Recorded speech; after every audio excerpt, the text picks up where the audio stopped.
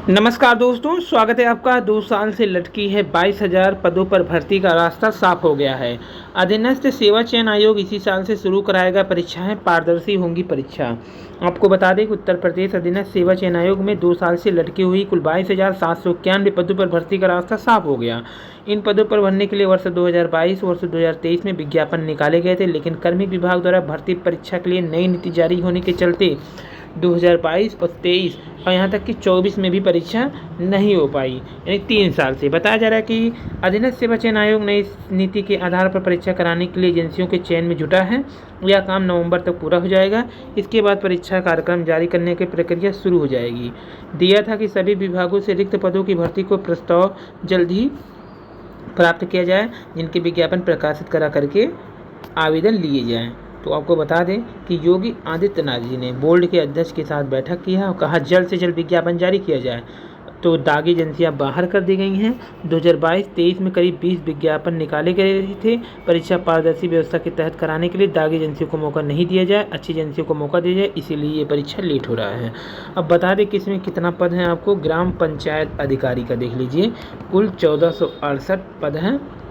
उसके बाद x ray technician के 382, दंत स्वास्थ्य के 288, प्रवर्तन कांस्टेबल के 477, लेखा परीक्षक के 430, नेत्र परीक्षक अधिकारी के 157, कनिष्ठ सहायक के 5,512, आशुलिपिक के 333, वन रक्षक के 709, नक्काशीनवीस के 283 हैं, आयुर्वेदिक फार्मासिस्ट के 1002 है, स्टोर कीपर के 200, सहायक लेखाकार के 1828, कनिष्ठ के 417, सचिव श्रेणी के 134, कनिष्ठ विश्लेषक औषधि के 361 और ग्रुप सी यानी प्राविधिक के 3,440 और अभियंता सिविल के 4,612, होम्योपैथिक के 397, बीसीजी तकनीशियन के 255 हैं।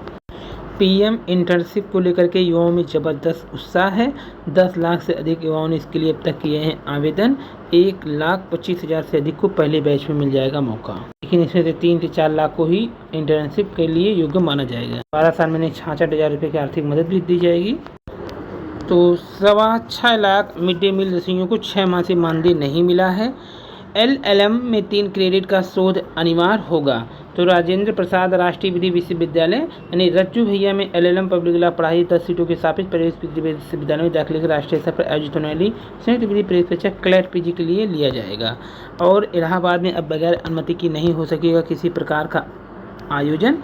10 को 378 केंद्रों पर की आय एवं योग्यता आधारित छात्रवृत्ति की परीक्षा और सीधी प्रवेश परीक्षा ITP तो ITBPF में है। यहाँ सब इंस्पेक्टर के लिए देख लीजिए जो पद खाली हैं, करीब 78 रिक्त हैं। सब इंस्पेक्टर दूरसंचार में, सब इंस्पेक्टर दूरसंचार महिला के लिए 14 है। यहाँ हेड कांस्टेबल के लिए 325 है, जबकि महिला के लिए 58 है और कांस्टेबल दूरसंचार 44 है और महिला के लिए 7 है। ये रिक्तियाँ हैं सीधी प्रवेश। और बल्लेबाज को करना होगा खुद पर भरोसा, रोहित ने कहा है। 2 साल से लटकी है 22,000 पदों पर भर्ती। सॉफ्ट लैंडिंग की ओर बढ़ रहा है वैश्विक आर्थिक। और PM इंटर्नशिप को लेकर युवाओं में जबरदस्त क्रेज, जबकि महाकुंभ को लेकर के 70,000 से अधिक रेल कर्मियों की छुट्टियां रद्द कर दी गई हैं। 10 एकड़ पर 25% विकसित या 50% अविकसित भूमि मिलेगा। वहीं बात करेगा तो बेहतर नींद नहीं ले रहे हैं तो मस्तिष्क पर पड़ सकता है असर। और IIT दिल्ली दीक्षांत समारोह में 445 स्नातक को मिली हैं डिग्रियां। 32 की उम्र में फॉर्म भरे, 45 की हो गए हैं पर नहीं हो पाई है भर्ती। हम अपनी बात पर कायम रहे, सेना डटी रहे, तब निकला हल। जयशंकर जी ने कहा राज्य की प्रिंटिंग प्रेस में प्रश्न छपवाने की कवायद शुरू। प्रतियोगी परीक्षाओं के प्रश्न पत्र अब राज्य की प्रिंटिंग प्रेस में छपवाने के लिए प्रयास शुरू हो चुका, क्योंकि प्रतियोगी परीक्षाओं को अब फुल प्रूफ बनाना है। राज्य कर विभाग में तबादला पर उभरा असंतोष, अफसर ने मांगा VRS। फर्जी केंद्रीय आयोग को टीम बना करके ठगी करने वालों का गिरोह का पर्दाफाश। 5G से 100 गुना तेज है 6G। 1G के समय में सिर्फ वॉइस कॉल ही संभव थी। दुनिया में 1G की शुरुआत का साल 1970 में जापान में हुई थी। इसमें आवाज़ की क्वालिटी बहुत कम थी क्योंकि ये एनालॉग सिस्टम पर काम करता था। 2G दुनिया में 2G की शुरुआत कब हुई थी? 1991 में हुई थी। 2G से पूरी डिजिटल तुरंत डिजिटल होने के कारण इसमें आवाज़ की क्वालिटी में काफ़ी सुधार देखने को मिला। इसी जनरेशन में CDM और GPS सिस्टम की भी शुरुआत हुई थी। इसी के साथ रोमिंग की भी सुविधा मिली थी। 3G 2001 में दुनिया में 3G शुरुआत हुई थी। भारत में 3G की शुरुआत होने में काफ़ी समय लगा। 3G सर्विस में 2G की तुलना में 4 गुना ज़्यादा इंटरनेट स्पीड मिलती थी। इसी जनरेशन ने ही मोबाइल फ़ोन से video calling, web browsing, email और नेविगेशन में म्यूजिक जैसी सुविधाओं को जन्म दिया। 4G साल 2010 के लगभग जब भारत में 3G की शुरुआत हुई थी, ठीक उसी समय दुनिया में 4G की शुरुआत हो चुकी थी। 4G high speed, high quality, high capacity wires और डाटा सर्विस मिलती थी, जो 3G की तुलना में लगभग 5 से 7 गुना। अब 5G देश में पहली बार 5G कॉल 19 मई 2022 को हुई थी। पहली 5G कॉल न केवल ऑडियो की बल्कि उन्होंने 5G वीडियो कॉल की। इसके बाद 5G सर्विस बड़ी तेज़ी से विस्तार की। अब 6G की तैयारी चल रही है। 120 करोड़ मोबाइल यूजर हैं इस समय देश में। तो ये है 6G नेटवर्क। क्या है इसमें? Wireless communication technology. जिस नेटवर्क को 6G कहा जाता है, तो वायरलेस कम्युनिकेशन टेक्नोलॉजी को 6 जनरेशन कहा जाता है। भारत और 6G नेटवर्क सरकार देश में 6G नेटवर्क के लिए मशीनरी प्रोडक्शन करने के लिए फर्मा बढ़ावा देने की योजना बना रही है। 2 चरण में होगा डेवलप।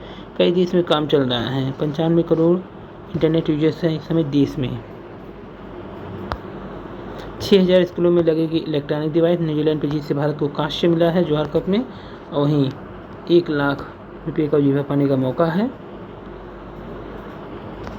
बंगाल शिक्षक भर्ती घोटाले में 163 करोड़ की संपत्ति अटैच। RBI की करेंसी चेस्ट में पहुंची 1,62,000 जाली नोट। रामलला के दर्शन को उमड़ेगा समूचा भारत। 2017 से अब तक कुल 8वां आयोजन होगा। अब पुष्पक विमान दिलाएगा त्रेता युग किया। गठबंधन की सियासत साधने में अपनों को ही दबाव। सपा के स्टार प्रचारकों में आजम खां भी। 5 सीटें न मिली तो सपा 25 से 30 सीटों पर प्रत्याशी उतार देगी।